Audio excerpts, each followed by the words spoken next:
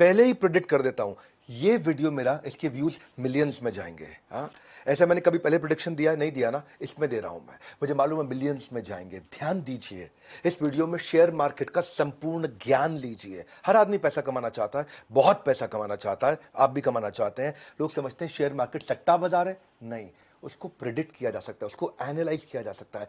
उसके अंदर कुछ फिल्टर्स अगर आप सीख गए ना, तो शेयर मार्केट में 22, 25, 24, 28, 32, 35% रिटर्न लेना असंभव नहीं है। आप ले सकते हैं।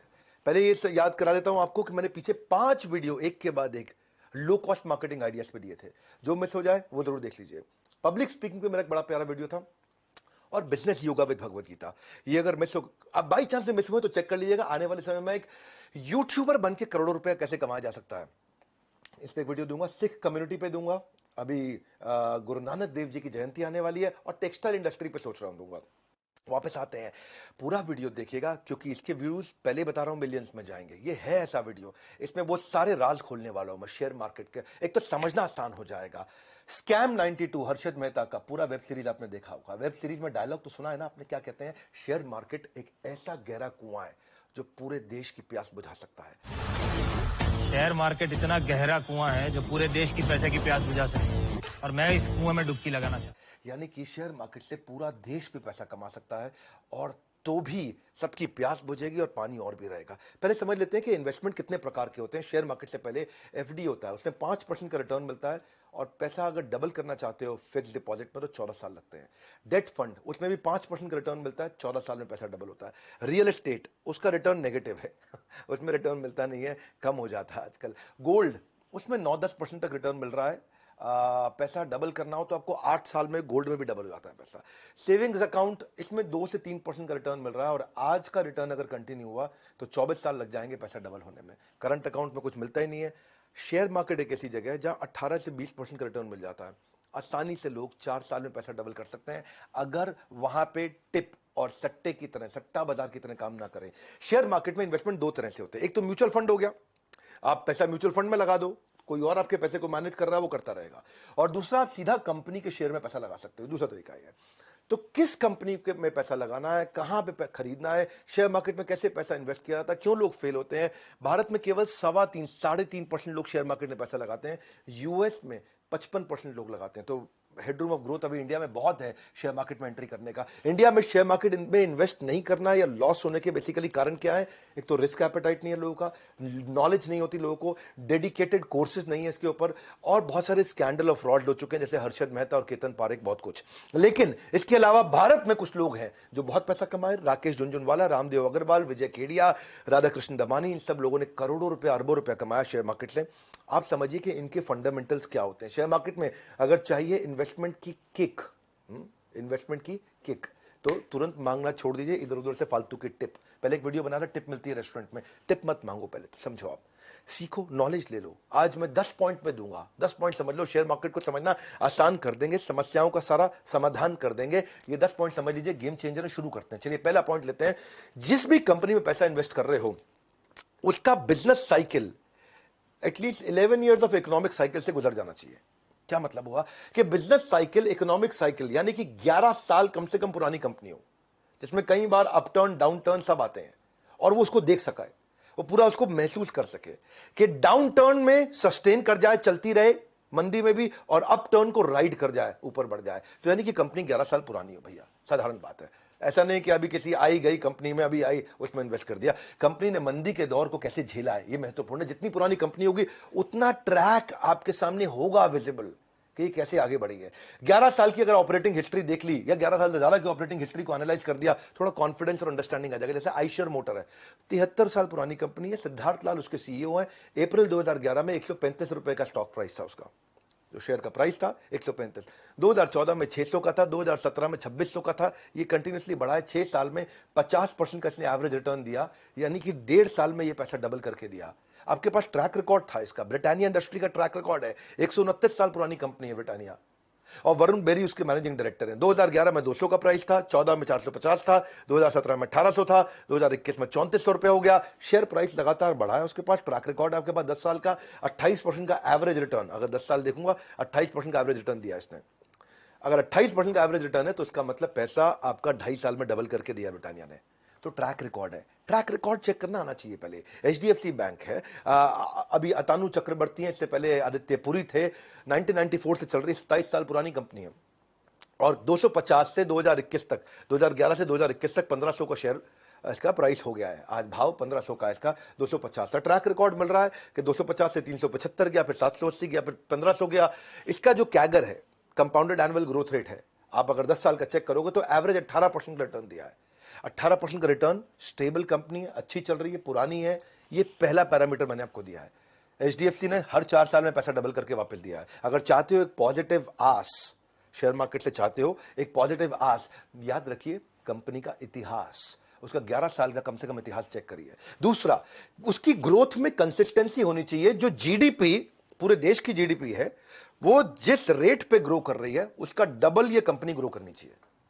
जीडीपी का मतलब क्या हुआ, पहले जीडीपी को समझते। जीडीपी का मतलब जो भी पूरे देश में प्रोडक्ट है और सर्विस है, पूरे देश में जो भी मिला के बिका, जो भी कुछ बेचा गया है, उस सबका सम टोटल हो जाता है हमारी जीडीपी, ऐसे समझ लेते हैं, ग्रॉस डोमेस्टिक प्रोडक्ट। हाँ, पूरा देश समझो कि एक साल में कितनी सेल कर रहा है। अब समझो पूरा देश एक साल में जो सेल कर रहा है वो 5% बढ़ रही है, तो इस कंपनी जिसमें आप इन्वेस्ट कर रहे हो वो 10% बढ़नी चाहिए। सिंपल हो गया जी। क्योंकि ऐसा नहीं मैं चाहता कि जो पूरा देश जिस मात्रा में ग्रो कर रहा है उसी मात्रा में कंपनी भी ग्रो कर रही है, तो कंपनी ने कुछ खास नहीं किया। देश जितना ग्रो कर रहा है कंपनी उससे डबल ग्रो करनी चाहिए। तो ये हो गया रूल नंबर 2 मेरा। हाँ, यानी कि देश 5% ग्रो कर रहा है तो कंपनी 10% ग्रो करनी चाहिए। देश 7.5% ग्रो कर रहा है तो कंपनी 15% ग्रो करनी चाहिए। कम से कम 20 कर रही है, 30 कर रही है और अच्छी बात है। ग्रोथ ट्रैजेक्टरी को एनालाइज करो, एनुअल एवरेज रिटर्न कितना दिया, उससे प्रेडिक्टेबिलिटी आ जाएगी। जैसे रैडिको खैतान है, रैडिको खैतान ललित खैतान की कंपनी है और ये जीडीपी 7% ग्रो करता रहा, इनकी कंपनी 18% ग्रो करती रही है। हाँ, इनका 2017 में 130 का भाव था, आज 600 का भाव है। 4 साल में लगभग 40% का रिटर्न उन्होंने एवरेज रिटर्न दिया है। पैसे को 2 साल में डबल कर पा रहे हैं ये। अगर पैसे को 2 साल में डबल कर पा रहे हैं रैडिको खैतान, तो बहुत बढ़िया है। समझ में आ रहा है आपको। Jubilant food work, Domino's pizza जिसका आता है, हरी भारतीय, श्याम भारतीय, ये हिंदुस्तान टाइम्स वालों का है ग्रुप कंपनी। जीडीपी 7% ग्रो कर रहा था, इनकी कंपनी 17% ग्रो कर रही थी। 550 का भाव था इनका 2017 में, फिर 1600 हुआ, अभी 3000 चल रहा है इस समय। 3000 के भाव को पार कर गया 2021 में। ये 4 साल में 43% का रिटर्न दिया, यानी कि लगभग 1.5 साल में पैसा डबल कर देती है कंपनी। ये कैसे है, इसके पीछे फैक्टर क्या था? देश की ग्रोथ रेट नहीं, कंपनी की ग्रोथ रेट देश की ग्रोथ रेट से काफी आगे हो। साधारण भाषा में समझा रहा हूं आपको। अगर डिटेल में इसको समझना चाहते हो तो भाई मेरे एक लीडरशिप फनल के पार्टिसिपेंट भी हैं, मैं आपके बारे में उसके बारे में बताऊंगा आपको। रविंद्र भारती हैं, ये भी शेयर मार्केट में अच्छा काम करते हैं और इनको मैंने बहुत सालों से ट्रेन कर रहा हूं। ये मेरे लीडरशिप फनल में भी आए, एवरीथिंग अबाउट एंटरप्रेन्योरशिप में भी आए, अभी ये बीसीपी भी अटेंड कर रहे हैं, बिजनेस कोचिंग प्रोग्राम। इनके यूट्यूब चैनल है, उसके बारे में आपको थोड़ी देर में बताता हूं। वहां पे आप डिटेल में अटेंड करिएगा, लेकिन आज आपको लंबा ऐसा वीडियो देने वाला हूं कि जब मैं दे रहा हूं तो उसमें क्रेडिबिलिटी है। विवेक बिंद्रा देंगे ना तो ऐसा कोई गड़बड़ नहीं, गैस नहीं। आइए शेयर मार्केट के लिए तीसरी स्ट्रैटेजी समझते हैं। Leadership is directly proportionate to longevity.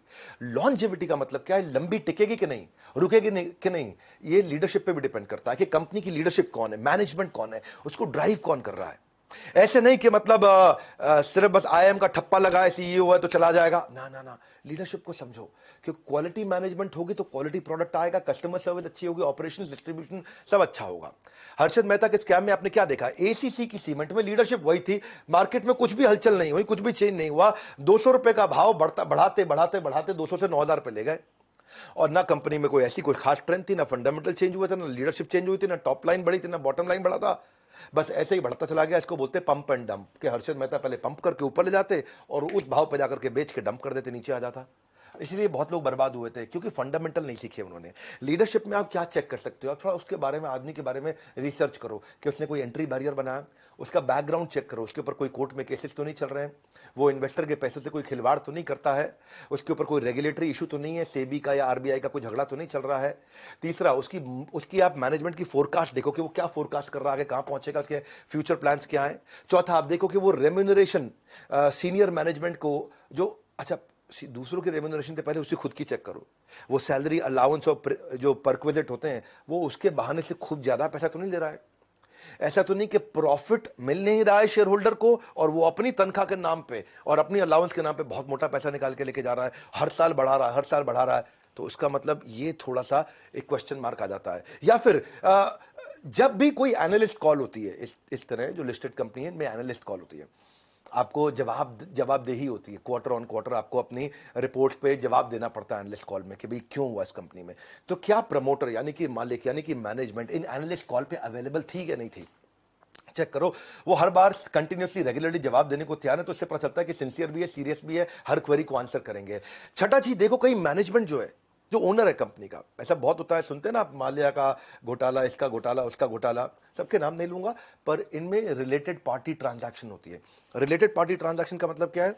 जैसे मैं हूं, मेरे मामा का लड़का भी है, मेरे चाचा का लड़का भी है, मेरे ताऊ का लड़का भी, मेरी बुआ का लड़का भी है, मेरी मेरी किसी पड़ोसी की लड़की भी है, ये सबको मैंने कंपनी में साथ में वेंडर के रूप में लगा लिया। इनका बिल आता है, इनको पेमेंट करता हूं और इनके अकाउंट से पैसा वापस ले लेता हूं कमीशन देके उनको। उसको क्या बोलते हैं? उसको बोलते हैं, ये बेसिकली फ्रॉड है। ये पैसा साइफन करने का तरीका है कि ऐसे तो कंपनी से पैसा निकाल नहीं सकते, नकली बिल रिश्तेदारियों में जनरेट किया, रिलेटेड पार्टी ट्रांजैक्शन इसको बोलते हैं, आपस में, फ्रेंड्स में, फैमिली में, रिलेटिव्स में। तो ये थोड़ा चेक करना आना चाहिए, ये सब चेक किया जा सकता है। आपको थोड़ा और सिखाएंगे, इसके तरीके सीखना चाहते हैं, मुश्किल नहीं है। आज डिटेल में देने का मेरा मन है, क्योंकि मैं आपको गैस देता नहीं, एक बात रिपीट करता नहीं, बढ़िया दूंगा। मैनिपुलेशन इन अकाउंट चेक करो कि अकाउंट से मैनिपुलेशन तो नहीं हो रहा। इनका ऑडिटर कौन है? बिग फोर है क्या? अर्नस्ट एंड यंग है, केपीएमजी है, पीडब्ल्यूसी है, कौन है? अच्छा इनके पास है क्या ऑडिटर इस समय? और इनकी लीडरशिप में एट्रिशन कितना है? क्या लोग बार बार छोड़ के भाग जाते हैं टॉप लीडरशिप में, या लीडरशिप कंपनी में बहुत जुड़ाव महसूस करती है, अपनापन महसूस करती है लीडरशिप कंपनी के अंदर? वो बड़ा इंपॉर्टेंट है। ऐसा तो नहीं कि अपने पर्सनल शेयर को बार बार प्लेज करके, अपने शेयर्स को प्लेज करके बाहर से उधार ले रहा हो, वो भी दिक्कत है। इसके अलावा चेक करिए कि मैनेजमेंट ईमानदार कितनी है। अगर मैनेजमेंट में इंटेग्रिटी नहीं है, टॉप लीडरशिप में इंटेग्रिटी यानी कि ईमानदारी की कमी है, यानी कि वो बार बार चोरी चकारी और शॉर्टकट और ये सब चीजें अपनाते हैं, तो आपके प्रोडक्ट में कितना भी मार्जिन क्यों ना हो, शेयर होल्डर की जिंदगी बर्बाद। क्योंकि जिस व्यक्ति, जब मैनेजमेंट ही ईमानदार नहीं है, तो कितना भी मार्जिन क्यों ना हो कंपनी में, कोई भी मार्जिन आपको बचा नहीं सकता है।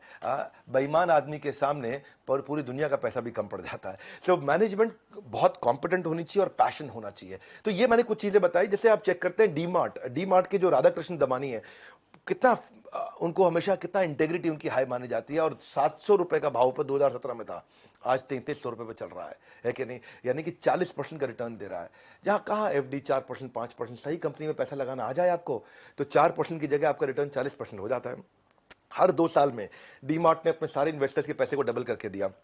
डीमार्ट में मैं पूरी केस स्टडी बना चुका हूं यूट्यूब पे, आपको प्रार्थना भी करूंगा जाके उस केस स्टडी को देखिए, क्योंकि वो काफी बुद्धिमान व्यक्ति हैं। राधा कृष्ण दमानी हमेशा देश के टॉप 5 सबसे अमीर, टॉप 10 अमीर लोगों में इनका नाम है, लेकिन फिर भी लोग उनके बारे में जानते नहीं हैं। उनके बारे में जानना चाहते हैं, वीडियो देख लीजिएगा मेरा। इसके अलावा रिलायंस इंडस्ट्री, मुकेश अंबानी बुद्धिमान व्यक्ति हैं, और उनका 460 रुपए का स्टॉक प्राइस जो था, कॉम्पिटेंट लीडरशिप है, तो आज 2100 रुपए का हो गया। 4 साल में 40% के आसपास का उन्होंने ग्रोथ दिया, हर साल पैसा डबल कर देते हैं। 38.5% का ग्रोथ दिया रिलायंस ने अपने सारे शेयर होल्डर को। जितने लोगों ने रिलायंस में पैसा इन्वेस्ट किया, सबके सब काफी अमीर हो गए हैं, सबने बहुत पैसा बचा लिया, कमा लिया है। तो उसका कारण यही है कि अगर लीडरशिप बहुत बुद्धिमान हो, तो लीडरशिप कमा के आपको ले जाएगी। जैसे बजाज फाइनेंस, राहुल बजाज, उनकी कंपनी देखो, 2017 में 1350 पे थी, आज 2021 में 5500 रुपए के भाव पर ट्रेड कर रही है। 4 साल में इसने भी 35% से ज्यादा का रिटर्न दिया। इसका मतलब हर 2 साल में पैसा डबल कर देता है बजाज फाइनेंस। अगर लंबे समय तक चाहते हो शेयर मार्केट में प्रॉफिटेबिलिटी, याद रखिए एक बात, लीडरशिप इज लॉन्जेविटी। प्रॉफिटेबिलिटी कब आएगी? जब लॉन्जेविटी होगी। Leadership is longevity. आपकी लीडरशिप कितनी अच्छी है, जो ओनर है वो कितना बुद्धिमान है और ईमानदारी के साथ, बुद्धिमत्ता के साथ बढ़ाता है। चौथी स्ट्रैटेजी 10 बताऊंगा, बने रहना, सब सीख जाओगे। अगर नए आदमी हो ना शेयर मार्केट में, सब सीखने वाले हो आप। Zero date. कंपनी में कर्जा कितना है चेक करो। ये कंपनी में अगर कर्जा ज्यादा है तो बहुत दिक्कत है, क्योंकि अगर लोन नहीं है, इंटरेस्ट नहीं है, तो प्रॉफिट पे काफी बचता है पैसा आपका। क्योंकि जिन कंपनियों पे कर्जा बहुत ज्यादा है ना, तो बहुत पैसा वो ब्याज चुकाने में चला जाता है, और प्रॉफिट बेचारे इन्वेस्टर्स को मिल नहीं पाता है। तो देश में ऐसी कई कंपनियां हैं जो कर्ज के कारण बैंकरप्ट हुई हैं, बहुत सारी है। भूषण स्टील, 44,000 करोड़ का कर्ज था उसके ऊपर, खत्म हो गया ना भूषण स्टील। लैंको इंफ्रा, ये एक सांसद भी थे हमारे देश में, कौन सी पार्टी के मैं बताऊंगा नहीं, तो 44,000 करोड़ रुपए का लोन था इनके ऊपर।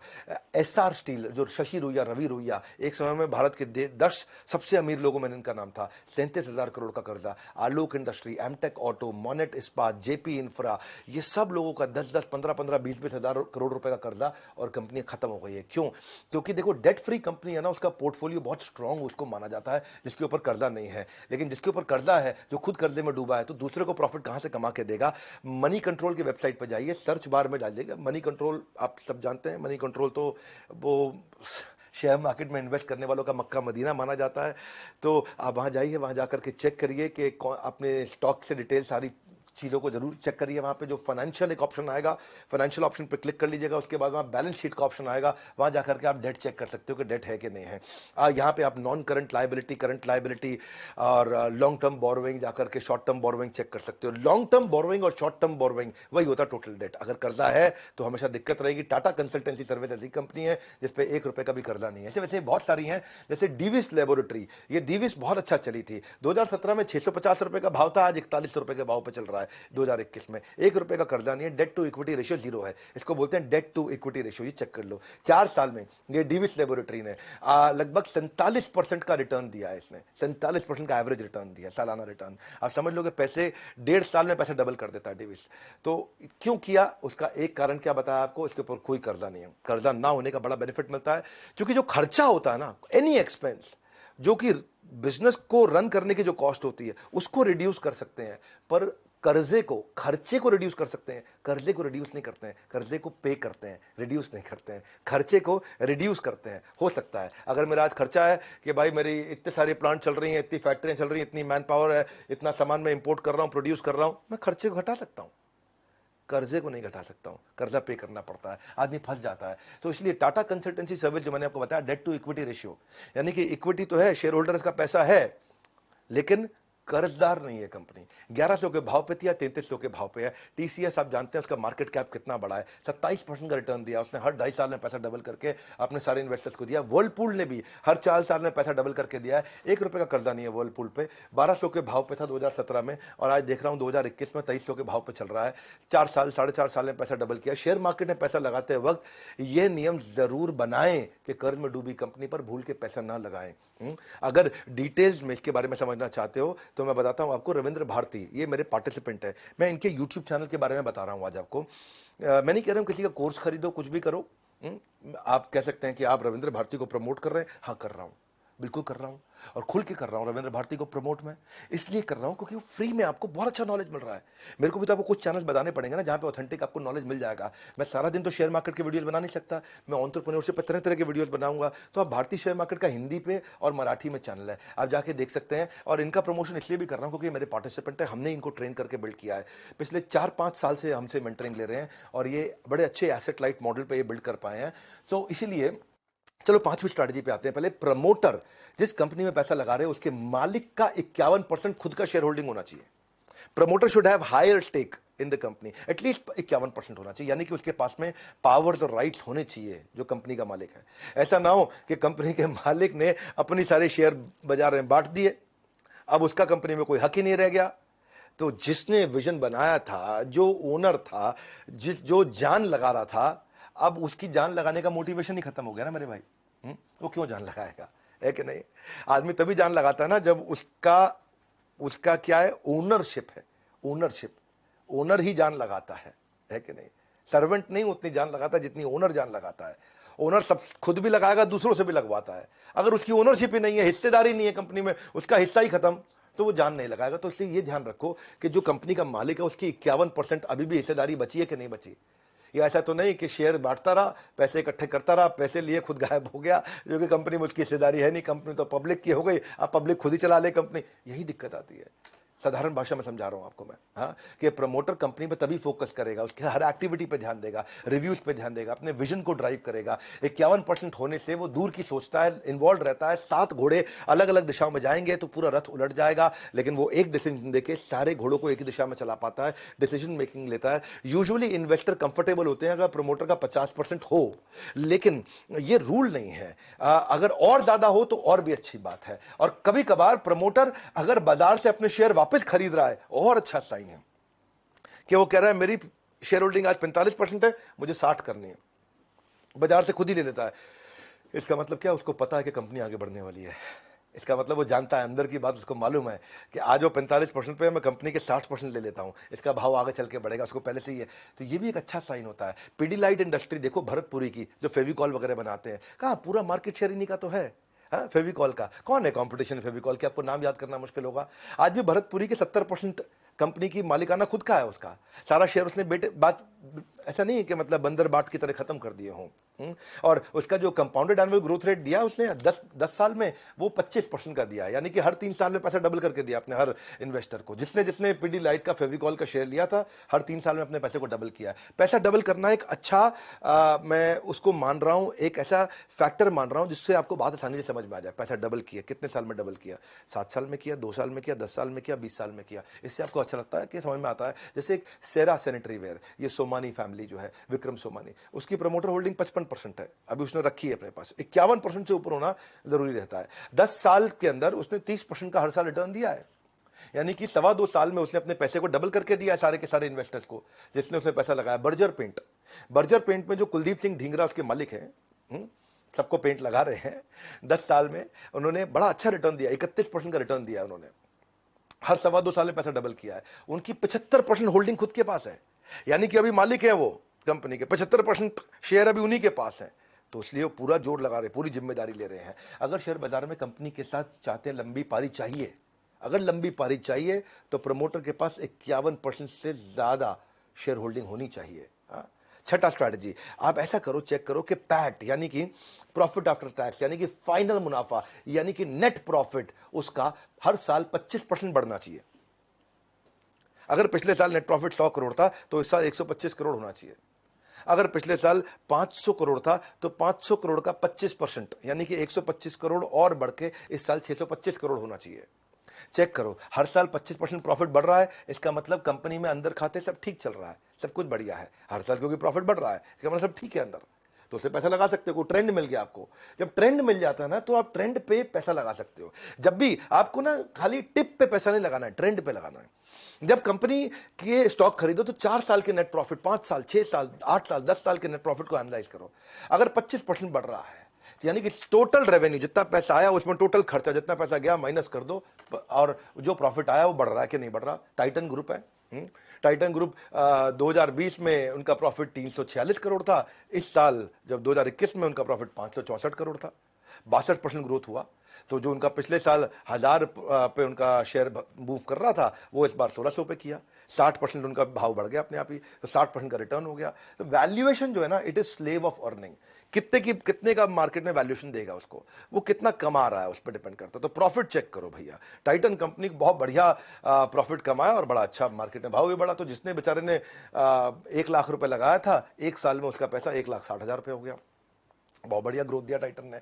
ये ना प्रॉब्लम ये आती है कि शेयर बाजार में लोग आपको ना असली बात नहीं बताता है कोई। क्यों? क्योंकि उनको ना बीच में कमीशन बाजी होती है, 2% उनको ब्याज मिलता है। इस चक्कर में आपका पैसा इधर भी लगवा दे, उधर भी लगवा दे, यहां भी लगवा दे, वहां भी लगवा दे। राइट ट्रेनिंग होती नहीं है। हर आदमी को 1%, 2% ब्याज है, वो बार बार लगवाना चाहता है, क्योंकि आपने सही जगह लगा दिया तो आप चुपचाप बैठ जाओगे टाइट होके। इसलिए वो चाहता है आपको बार बार हलचल में रखे, कुछ ना कुछ लगवाता रहे, निकलवाता रहे, कमाता रहे, लगवाता रहे सर। लेकिन आप बढ़िया कंपनी में लगा लिया आपने। ये फिल्टर मैंने आपको बताया, आप ये फिल्टर चेक कर लेना और इसकी हिस्ट्री खोल के चेक कर लेना। नीचे कमेंट बॉक्स में आपसे मिल लूंगा, आपको समझ में आ जाएगा कि भाई साहब इस फिल्टर के बाद हर आदमी को 24 से 30% की गारंटी रिटर्न आ जाएगी अपने आप। ये फिल्टर लगाने आने चाहिए आपको। ये सारे फिल्टर आजकल अवेलेबल है, फ्री में अवेलेबल है कि नहीं। आप वर्ल्ड पूल को देखो, 92 करोड़ से 130 करोड़ पे आया, थोड़ा सा प्रॉफिट बढ़ा उसका, प्रॉफिट बढ़ते ही ग्रोथ 41% हुआ उसका, देखा भाव भी बढ़ गया उसका। ये आपका जो भाव बढ़ेगा वो भाव किससे बढ़ता है? प्रॉफिट का बड़ा रोल है। ऐसी ही कंपनी थी सिंजीन इंटरनेशनल, ये यहां कोई जॉनथन नाम के एक जेंटलमैन 120 करोड़ से 160 करोड़ पे गए एक साल में। प्रॉफिट के अंदर 33% बढ़ा उनका, तो उनका पीछे भाव भी बढ़ गया। 2020 में 330 रुपए का भाव था, आज 580 का भाव है। अच्छा ग्रोथ दे रहा है ये भी। किसी कंपनी से आपको प्रॉफिट चाहिए, जब आपको प्रॉफिट चाहिए परमानेंट, और अगर आपको चाहिए, खुद को चाहिए प्रॉफिट परमानेंट, तो नेट प्रॉफिट बढ़ना चाहिए 25%। परमानेंट परसेंट मिलते जुलती बात हो गई तो आप ये देखो 25% से ग्रोथ होना चाहिए। और इसको डिटेल में समझना है तो इसकी ट्रेनिंग अटेंड करो, लर्निंग लो, आप इसके बारे में सीखो। नहीं सीखोगे तो बात नहीं। मैं भी सीखता हूँ, खूब सीखता हूँ, खूब लर्निंग्स लेता हूँ, खूब लर्निंग्स देता हूँ। वहीं से बात बनती है, मैं खुद एंटरप्रेन्योर हूँ, मैं एक ट्रेनर नहीं हूँ। आज एक बहुत बड़ी, बहुत लार्ज सेटअप की एक ऑर्गेनाइजेशन को ड्राइव कर रहा हूँ, एज ए सीईओ उसको चला पा रहा हूँ, क्योंकि बिजनेस एक्यूमेंट है, बिजनेस इंटेलिजेंस है, तभी आप ड्राइव करते हैं। सातवीं चीज, सातवां फिल्टर जो ध्यान दे, कंपनी का रेवेन्यू और उनकी यूनिट सेल्स, ये दोनों बढ़नी चाहिए। कम से कम 10 से 15% रेवेन्यू भी बढ़े, यूनिट सेल्स भी बढ़े। रेवेन्यू का मतलब क्या हुआ? जो टोटल सेल हुई है कंपनी में, हाँ, जो टोटल माल बेचा है, वो इस साल 100 रुपए का बेचा है, तो अगले साल 20% 120 रुपए का बेच रहे हैं कि नहीं बेच रहे हैं? अगले साल 120 की कमाई होनी चाहिए, इस साल 100 की हुई है तो। लेकिन इसमें एक और चक्कर है, ऐसा नहीं हो कि खाली प्राइस बढ़ा दिया तो 100 का माल 120 में बिक गया। ये भी चेक करना है यूनिट सेल्स भी बढ़ रही हो। यूनिट सेल्स का मतलब क्या है? देखो इनका 100 रुपए का ही माल बिकता है जी हर साल, तो वेरी गुड। तो फिर इस बार 120 कैसे हो गया? उन्होंने क्या किया जी, 10 रुपए की चीज 12 रुपए की कर दी, तो 100 रुपए का 120 हो गया।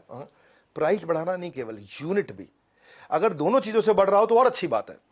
यूनिट का मतलब है पिछले साल 1 लाख गाड़ी बेची, इस साल 1,20,000 गाड़ी बेची, 20,000 गाड़ी भी फालतू बेची, तो रेवेन्यू भी बढ़ना चाहिए और यूनिट जितनी आइटम बेच रहे हो वो आइटमें भी बढ़नी चाहिए।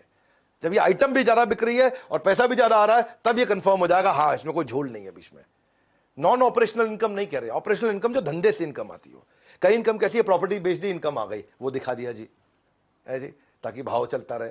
हाँ, आपने ऐसा कुछ कर लिया, कर्जा ले लिया, इनकम आ गया, अब इसको इनकम की तरह बाई चांस ट्रीट कर लिया, तो अब आम आदमी के समझ में नहीं आता है। इसीलिए मैं बोल रहा हूं ये कि भाई ये पैसा कहां से आया कंपनी में, आप इसको सीख सकते हो, आप इसको बैलेंस शीट में देख सकते हो। और इसको जब जैसे चेक करोगे कि दोनों चीजें ग्रो कर रही है, जैसे मारुति है, मारुति ने 2014 में 10 लाख गाड़ी बेची, 2015 में 11 लाख गाड़ी बेची, 2016 में 13 लाख गाड़ी बेची। हर साल गाड़ी भी ज्यादा बेची और हर साल 10% 11% गाड़ी भी ज्यादा बेची और हर साल रेवेन्यू भी ज्यादा हुआ।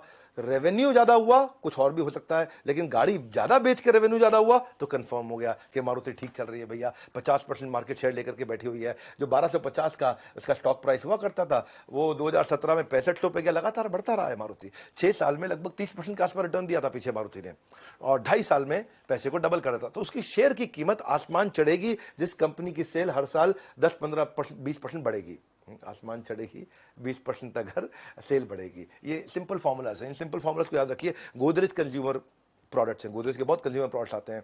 निसाबा गोदरेज उसकी 6%। ये 2020 में 9,057 करोड़ का 9,057 करोड़ का टर्नओवर था।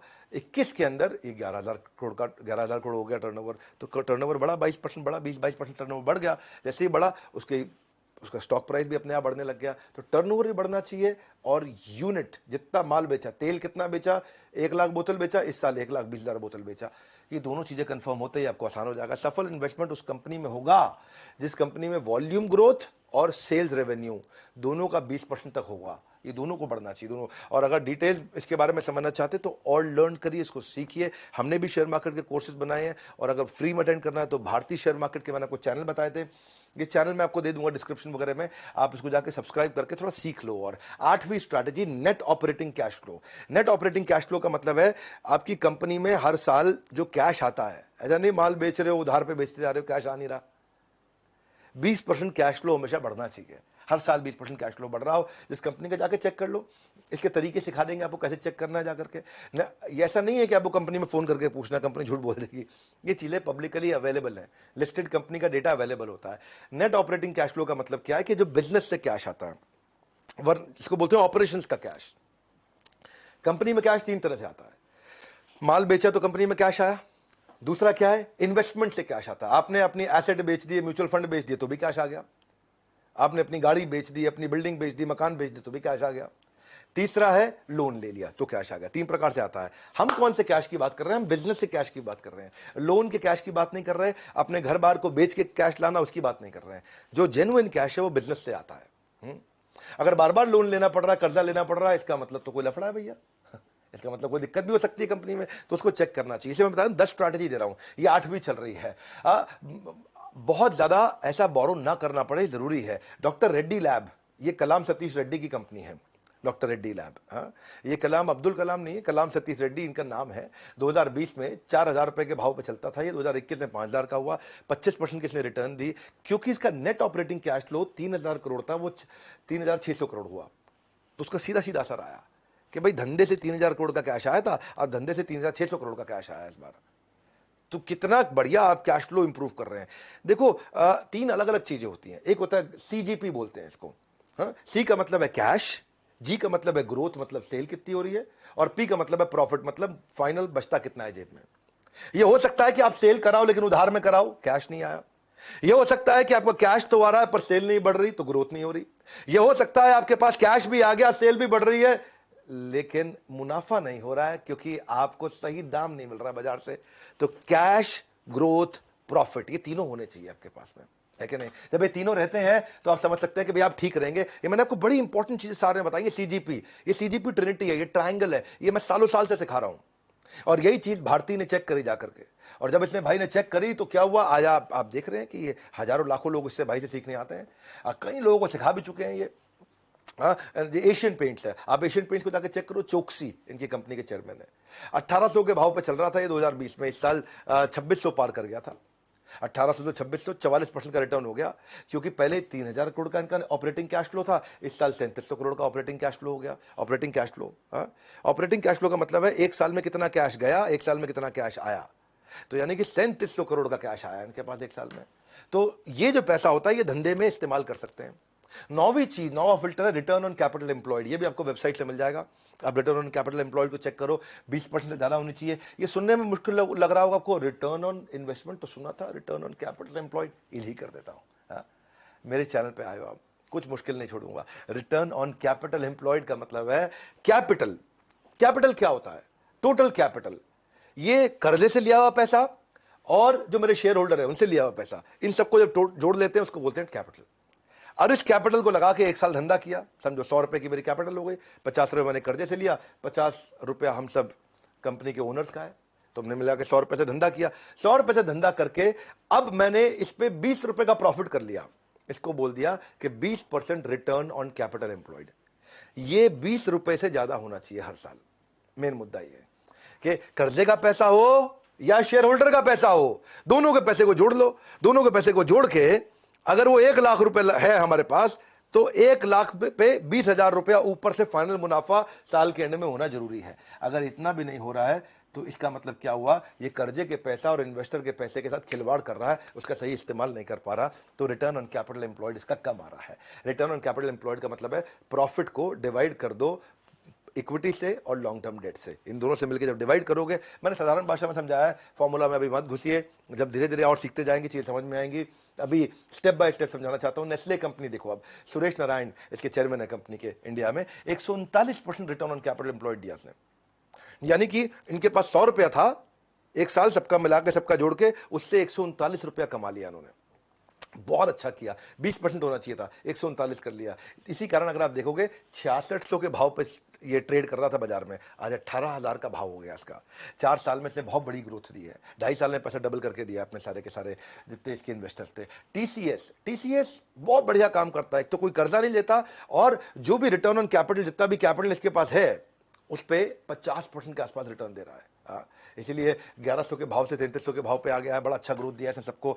ऐसे बहुत सारी कंपनीज हैं, पर अब ये थोड़े मुश्किल फॉर्मूलाज हैं जो अभी मेरी बात समझ में नहीं आएगी, इसलिए मैं कह रहा था कि आप अच्छे यूट्यूब चैनल्स पे जाइए, वहां जाके सीखिए। फाइनली 10वां दे रहा हूं, ये बड़ा काम का रिटर्न ऑन इक्विटी, इजी कर देता हूं आपको। ये भी 15% होनी चाहिए। रिटर्न ऑन इक्विटी में मतलब इसमें कर्जे का पैसा नहीं है, ये केवल इन्वेस्टर्स का पैसा है, इसमें कोई डेट नहीं है, लोन नहीं है, शेयर होल्डर्स के द्वारा इन्वेस्ट किया गया फंड। और जो शेयर होल्डर, जैसे कोई शेयर होल्डर होता है, कोई 2% शेयर ले लेता है आपकी कंपनी का, कोई 1% शेयर ले लेता है, आपको पैसा दे देता है, या स्टॉक मार्केट में, बॉम्बे स्टॉक एक्सचेंज में आप शेयर खरीद लेते हो, शेयर होल्डर हो गए। या आपके चाचा ने भी पैसा लगा दिया कंपनी में, ले बेटा 20% पैसा मेरा डाल दे कंपनी में। रिश्तेदार भी कर सकते हैं, बाजार में भी हो सकता है, कोई वेंचर कैपिटल हो सकता है, प्राइवेट इक्विटी हो सकता है, और उनके पैसे पे 15% का ग्रोथ होना चाहिए। तो ये सारे के सारे फॉर्मूला आपको आजकल वेबसाइट पे फ्री में अवेलेबल है, इसके लिए किसी को पैसा देने की जरूरत नहीं है, आपको किसी के पास जाने की जरूरत नहीं, सब फ्री में अवेलेबल है। शुरुआत कर दो, सीखना शुरू कर दो, फ्री में सीखने को मिल जाएगा, बिना पैसा लगाए सीखने को मिल जाएगा। और रिटर्न ऑन इक्विटी का मतलब हुआ कि भाई इसमें फाइनल प्रॉफिट को मैं शेयर होल्डर की इक्विटी से डिवाइड करके देख लूं, ये न्यूमरेटर डिनोमिनेटर है। एशियन पेंट्स को चेक करो, ये 48% का रिटर्न ऑन इक्विटी दे रहा है, तो इसीलिए 500 के भाव से 2600 के भाव में पहुंच गया। ये बहुत अच्छा काम किया इसने भी। डाबर अमित बर्मन की कंपनी है, ये भी अच्छा रिटर्न ऑन इक्विटी 23% दे रही थी, 100 रुपए में डील कर रहा था, ठीक ठाक किया इसने, 100 से 580 पे गया। मैं सारे के सारे एग्रेसिव कंपनी नहीं दिखा रहा हूं आपको। डाबर ठीक ठाक ग्रो करी है, 17% ग्रो करी है डाबर। ऐसा नहीं कि हर एक दिखा दूं आपको 30% 40%। डाबर का ग्रोथ 17% हुआ है पिछले 2011 से समझो आप 2021 तक। तो अब ओवरऑल समझते हैं, सेंसेक्स भी तो ग्रो कर रहा है, आप सेंसेक्स पे भी पैसा लगा सकते हो। 2011 में सेंसेक्स 19,000 पे चल रहा था, आज 2021 में 50,000 पे चल रहा है, तो सेंसेक्स ग्रो किया। आप सेंसेक्स से पैसा लगा दो कि 19,000 से 50,000 हो गया भैया 10 साल के अंदर, है कि नहीं? 10 साल में सेंसेक्स 10% का ग्रोथ दिया, कितना ग्रोथ दिया? हर साल 10% का ग्रोथ दिया सेंसेक्स ने। तो सेंसेक्स में पैसा लगा दोगे तो आप भी 10% ग्रो कर जाओगे।